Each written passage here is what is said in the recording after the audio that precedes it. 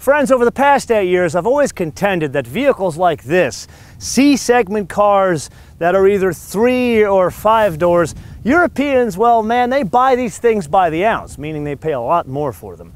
And then over here, for some reason, we always look at them as econo boxes, you know, credit criminals, people that don't like cars buy vehicles like this. Well, things are changing now because there used to be this thing called an i30 that only existed in Europe. Well, guess what? The i30 now exists here because if you remember, Hyundai, they made this, I would call it a test case. They had the Hyundai Elantra, which you and I love because it's a trunk. But the i30 was always that, a hatchback. So now there is an i30 here because they tried this Elantra with a hatchback and people seemed to buy it, as well as other cars that weren't Hyundais with a hatchback. So you and I are going to unpack this in a tech review, but I think we need to focus on the stuff that is exciting to us. And that is this, he's so excited, Ralph here decided to come and join us. And another Ralph is coming to join us, and it points out to two things. This one is into the engine, and this one is into the rear suspension. We'll get to the rear suspension, but let's focus on the engine. This is a 2-liter direct-injected gasoline 4-cylinder engine. This is 162 horsepower, comes in at a relatively aggressive 6,200 RPM, 150 pounds of torque. That comes in at also relatively aggressive 4,700 RPM. This is not the engine that we are excited about. We are excited about this engine, which oddly is also a smaller engine and one we are familiar with as well because we've driven it in many other Hyundais. It is a 1.6-liter direct injected turbo. This one is 201 horsepower, comes in at 6,000 RPM, but more important to us, 195 pound-feet of torque, which comes in at a very low 1,500 RPM, stays flat all the way up to 4,500 RPM. Now you're probably saying those numbers sound really familiar because we just drove this exact engine in the Elantra Sport sedan back in, SEMA of 2016. Now this is usually the part of the episode where I drop the bad news on you, that you can have any transmission you want as long as it's an automatic. Well, there's good news here, and the good news is there are 3 transmissions on offer, depends on the engine. For example, that 2-liter we talked about, that is on offer with a regular old manual transmission. We like that.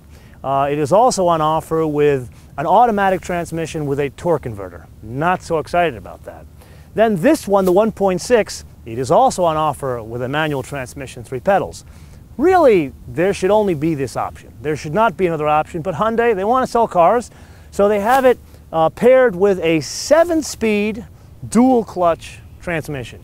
Now this is unique in 2 ways. Number 1, it's designed by Hyundai, and number 2, it's manufactured by Hyundai. And also, this should sound familiar, a lot of deja vu today. This is on offer in like 3 or 4 other Hyundais that you and I have driven, some bigger, and we've had a good experience with this combination. But here's a smaller car, a little less weight, so make sure you come back for the full first drive review to see how this all works. Now let's put this away and let's focus on driving dynamics of this front-wheel drive US-bound i30.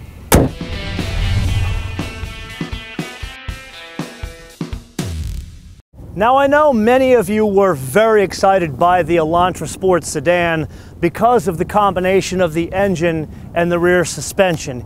Here I would argue this is more interesting because of the driving dynamics. So let's focus on a couple of things, the biggest being the change in the rear suspension. So there's a 2-liter, and I want to point out there are helicopters going by. This is very hard for an av geek like me to focus on a car when there are airplanes and helicopters. So see how much I love you guys? Anyway, let's go back to driving dynamics. So we've got this suspension thing, and there are 2 different suspensions on offer. So in that car with the 2-liter engine, lovely, but it's a torsion beam. We're not excited about torsion beams. However, this one, this is the Sport, this is fitted with that same multi-link unit that was designed and specified by Herr Biermann, who came over from BMW's M division to run driving dynamics for Hyundai. So we're starting to see this cascade into other cars. This is a good thing. Now in the front, anything you want as long as it's McPherson struts. Now let's focus on brakes. If this were the 2-liter car, it would be 11-inch diameter rotors. Or the 1.6, it's 12-inch diameter rotors. Now let's focus on a topic that I know I have been beating you over the head with a lot as of late, and that is construction. It applies here as well, even though it's not a BMW i8. No carbon fiber reinforced polymer. However, in this case, 53% of the construction of this vehicle, the metals in it, are high-strength steel. That focuses on a lower weight of the vehicle. So the basic model, the 2-liter, in the most basic trim is 2,901 pounds. Now, if it were this one, but fitted with the 7-speed dual clutch, the weight goes up to 3,155 pounds. Doesn't sound like a lot when you consider something like a 3,200-pound 911 that has, 450 horsepower. But think about it in terms of a direct competitor, a Volkswagen GTI.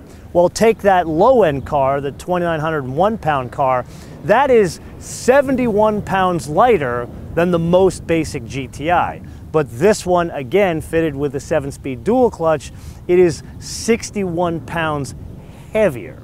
Now, also, while we're doing a bit of comparison, let's also talk dimensions. This has a wheelbase of 104.3, so not exactly a short car in comparison to the GTI, that is 103.6. So it is just a bit longer, even though the design makes it look smaller. Okay, that's about all I want to spew out of numbers now. Let's focus on the inside. Now here we need to break this into 3 columns. There's design, there's tactile feel and detailing, and then there's tech. Let's start with the easiest, and that's design. Now, I don't think anybody at Hyundai is trying to keep a secret here in that this Hyundai Elantra was designed at a Hyundai design studio in Europe, where the current Hyundai Elantra sedan was designed at a studio here in the US. And that's the reason why the external has a completely different design theme from the current sedan, and that carries over inside the car as well. So you look at the current Elantra sedan, that has a cool, like a BMW-esque, like old BMW-esque kind of like dashboard where it's tilted towards the driver. I much prefer that over the current BMW setup, where this is like new school lower dash, but they tack on this iPad kind of a thing. Now, you and I have debated this in many episodes, specifically that Lincoln Navigator episode. I'm not a huge fan of this, but in this case it's not super high, so it doesn't obstruct your forward vision. Now let's focus on tactile feel and detailing. So if I'm really honest, when you and I first started looking at Hyundais, what is it, 6-7 years ago, some of the tactile feel, not so great. And they've steadily improved it. Like, for example, in 6-year-old Hyundais, this was really bad down here. But now it's pretty consistent all the way throughout. Like, for example, the top of the dash has a high tactile feel. That is repeated in the door as well as the lower door panel. But the thing that you notice the most are the detailing. Like, for example, this one has contrasting stitching, red contrasting stitching, but in addition to that, it's got a red contrast piping as well, something you would normally not see in a Hyundai. Then those details are repeated in the dash. The red is picked up around the start-stop button, around the HVAC system, and then it's repeated out at the outward vents. Granted, I'd want a lighter color in here. I think the black is too much, but this really helps with all the black. And then my favorite, the piece de resistance, is the top of the shift knob. The shift pattern itself, the background is red too to pick up on all these details. Very nice touch here. Then last but not least is the tech, and that's where we'll pull out some props here. So this is where Hyundai, I feel, has kind of leapfrogged the competition in that not only do they offer Apple CarPlay and Android Auto fitted as standard, but on some of their models you can retrofit it. Not this one, but like in the Sonatas with AVN4, you can retrofit it. And then in addition to that, there's all sorts of like blind spot and that kind of stuff that you normally wouldn't see in a car like this. And frankly, I'm not that excited about that stuff. I'm more excited about the connectivity here because I'm starting to see that what Mountain View and Cupertino are starting to take over the UX of a car like this, which I have to say makes it, there's no way to put it, makes your time more productive when you're driving and frankly safer. I believe that is everything, and it is super hot in this car right now, so I'm going to put these away, and we will continue to talk outside. So a little behind the scenes here. Over the past 6, maybe 8 months, there's been a trend in a lot of the car manufacturers we work with. They like to do a package deal on these launch trips that we go on. Instead of shooting one car, you get 2 for 1. And in this case, it was no different, but Hyundai, understandably more excited about their volume car, the 2018 Sonata. Well, this, to me, was more exciting. It's got this cool engine and this cool rear suspension and a manual transmission. And yes, they wanted us to drive it, but they suggested that we drive it on the departure day.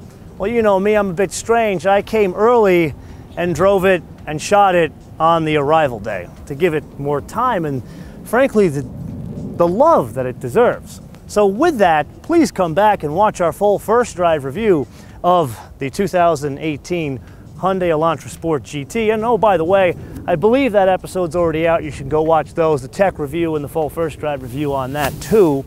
But in the interim, I want to leave you with a question. And the question is this: do people want hatchbacks? Or is it still the realm of credit criminals and people who don't like driving? Or is it for car guys and gals like you and I that genuinely want 3 or 5 doors? Let me know why or why not, and most importantly, what region of the world you hail from. Let me know in the comments below, or via our social media, MotoManTV all one word, MotoManTV all one word, Facebook, Twitter, and Instagram. And with that, I want to leave you with 2 things. Number 1, please unsubscribe, and then resubscribe, click notifications. This is how much YouTube has screwed up the platform for YouTubers big and small, no matter the genre.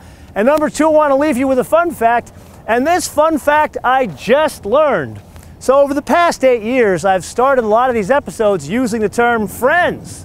And I have no idea where it came from. Just one day I started saying friends, and I started getting a lot of crap from you in the comments. I got crap from some of the PR folks about it, but I stuck with it because I like it.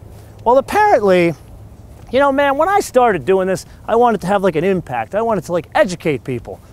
Well, I've educated at least one person, and that is my cameraman. He now, whenever he does a sound check, he doesn't say check 1, 2, 3. He says, friends.